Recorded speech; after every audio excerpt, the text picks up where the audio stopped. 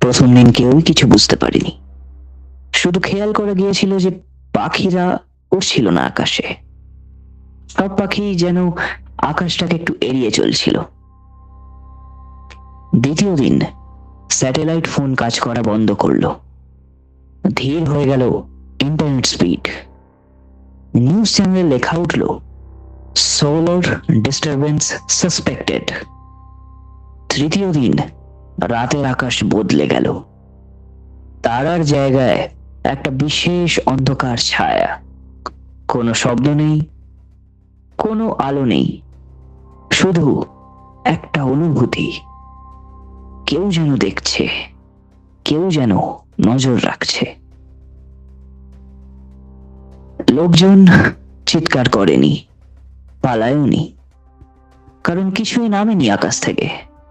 কিছুই অস্বাভাবিক কিছু ঘটেনি, হয়নি কোনো আক্রমণ। কিন্তু চতুর্থ দিন মানুষ ধীরে ধীরে বদলাতে শুরু করলো। কেউ হঠাৎ নিজের নাম ভুলে গেল, কেউ সন্তানের মুখ চিনতে পারল না, কেউ সারাদিন একটাই কথা বলল, ওরা ওরা ওরা খুব কাছে, ওরা খুব কাছে। ডাক্তারেরা কিছুই ধরতে পারলেন না, কারণ সব রিপোর্টই নর্মাল। পঞ্চম দিন একজন বিজ্ঞানী লাইভ টিভিতে বললেন, ওরা আমাদের শরীর নেয়নি, নিচ্ছে আমাদের মেমোরি। আস্তে আস্তে আমাদের পুরো মেমোরি ওরা নিয়ে নেবে, ভুলে যাবো আমরা সবকিছু। ঠিক তখনই বন্ধ হয়ে গেল সম্প্রচার। শ্মশান শহর একদম চুপচাপ। কোনো যুদ্ধ নেই, নেই কোনো ধ্বংস। শুধু মানুষ বসে আছে একটা ফাঁকা দৃষ্টিতে। রাহুল তখন সব মনে করতে পারছিল।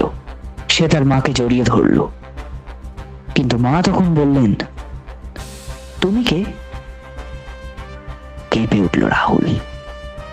সপ্তম দিন আকাশ একদম পরিষ্কার হয়ে গেল, যেন কিছুই ঘটেনি। সরে গেল ছায়াটা। সবাই তখন বলল,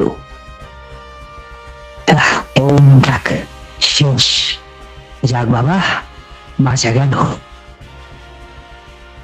কিন্তু রাহুল জানতো আসলে কিছুই শেষ হয়নি, কারণ ওরা কিছু ভাঙেনি, কিছু নেয়নি জোর করে।